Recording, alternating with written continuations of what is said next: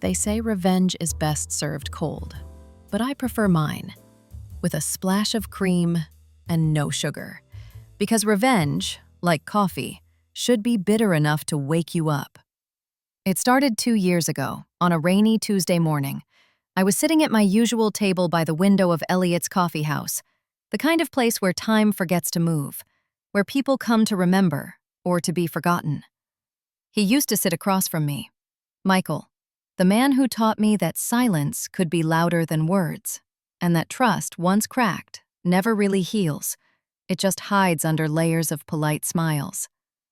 Back then, I worked as an editor, the kind who fixed other people's words because she didn't know how to fix her own life. Michael was a writer, brilliant, confident, too confident. He'd always say, "You make my sentences better, Clara. Maybe one day you'll make me better too." I thought he meant it. But stories have endings, and his ending came wrapped in betrayal. A manuscript he published, my manuscript, my story, my name erased, his on the cover. And when I confronted him, he just smiled and said, "It's just words, Clara. You can always write another." That smile, it's what brewed the bitterness. That and the silence that followed. I didn't plan revenge overnight. No, revenge, it's like coffee. You grind it slow, you let it sit, and you wait for the aroma of justice to rise. For months, I watched him rise to fame.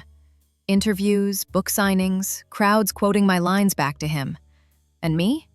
I smiled and poured another cup. Until the day he walked into Elliot's again. He didn't see me at first. He never looked for anyone but himself. Same coat, same scarf, same self-satisfied smirk. But time had changed me. I wasn't the editor anymore. I was the writer, and I had written something new. I had been working on a story, fiction of course, about a man who stole a woman's words, and how those words came back to haunt him.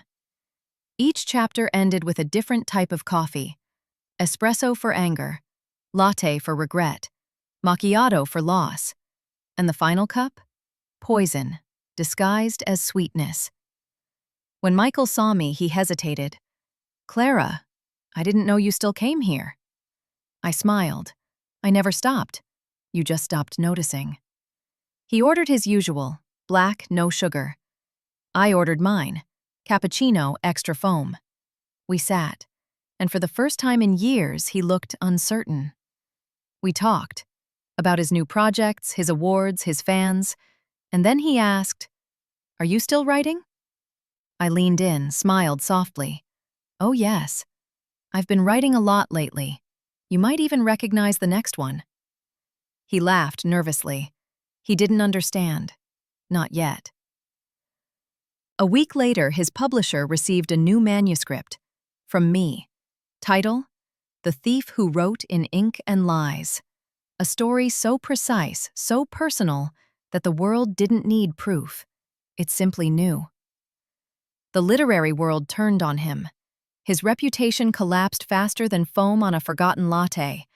And yet, I didn't feel triumph, just emptiness, like a cup drained too soon.